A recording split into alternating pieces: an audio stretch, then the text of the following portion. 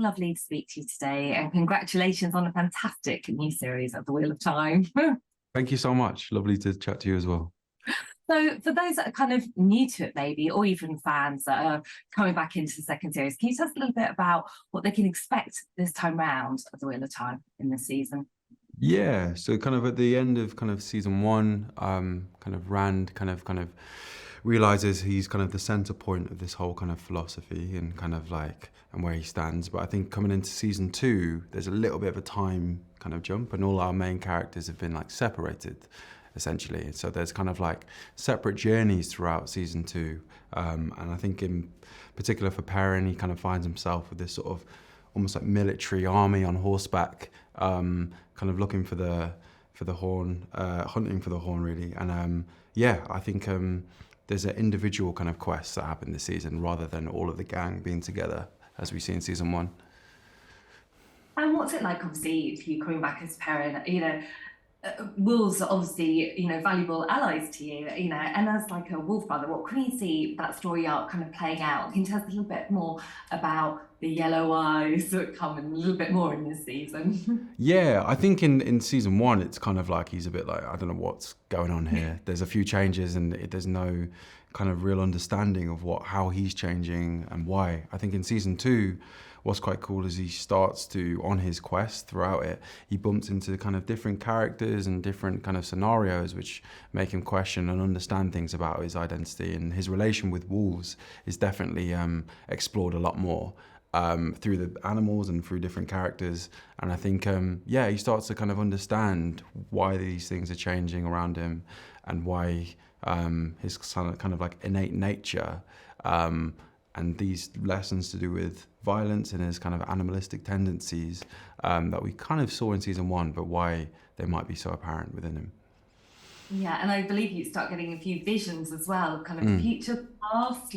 That's a bit of a change up as well in this season as well for you, isn't it?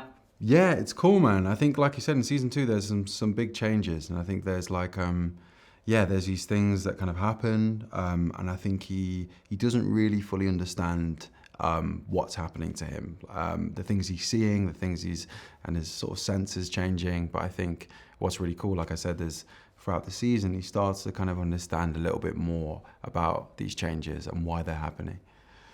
And obviously, I think, the series actually is quite brutal. I mean, Yeah. you get to work on these amazing fight scenes. There's one particular scene which I won't destroy, but, anyway, it's when you face kind of everybody and one of your gang kind of gets hit.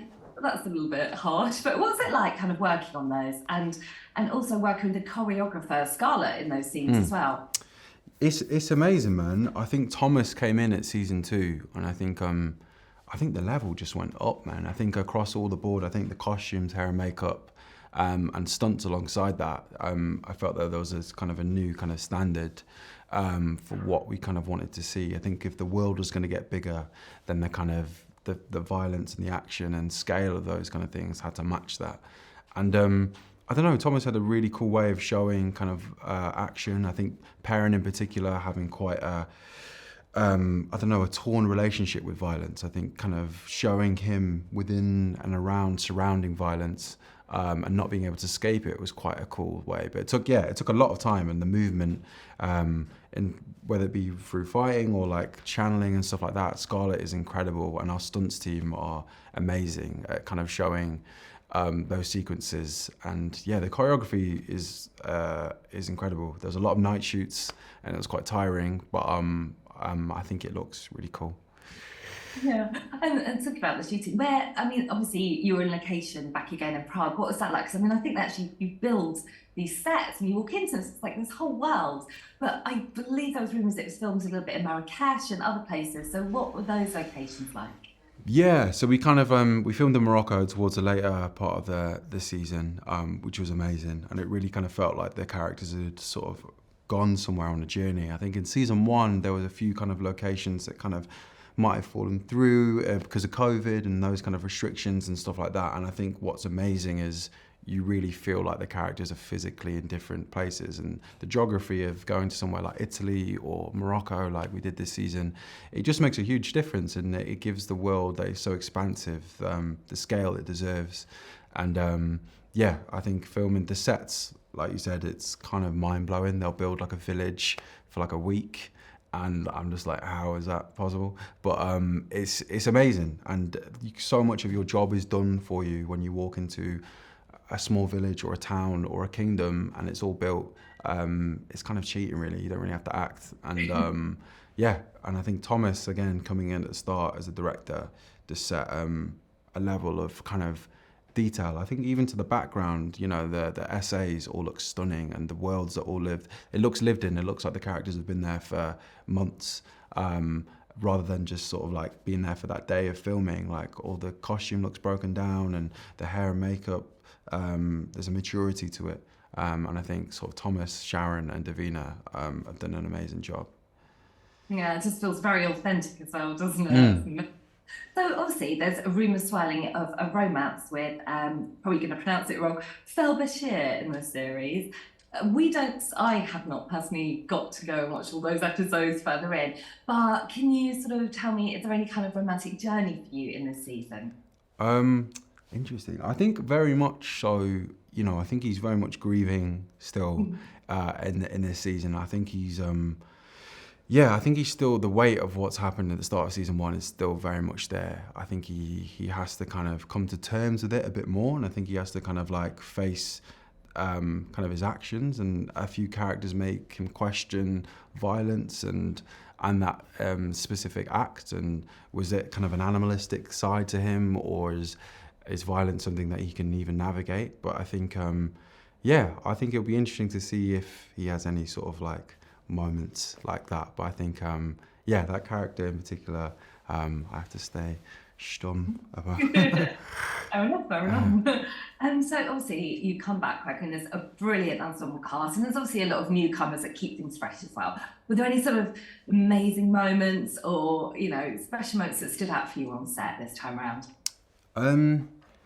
Yeah, I think there were some amazing moments in Morocco. I think like just visually it was just stunning. I think what's quite cool about this season is that I have really cool moments with some new characters, and when they come into the story, I think there's some really cool introductions for some characters this season, and I think yeah, those moments of just kind of like a couple of characters in the woods, they're always my favourite bits in the show. I think the scale of the magic and the violence and the fight's always amazing. But if you get two characters stood or sat side by side having a chat, they're always my favourite bits. And Perrin gets to do that a bit more this season, so we get to kind of see who he is a little bit more, which is cool. And how did you kind of prepare for some of those? I mean, you know, when you're looking at like some of the battle scenes and, you know, and things like that, I mean, and then the horse riding skills as well. I mean, do you sort of have to keep that up in between seasons as well?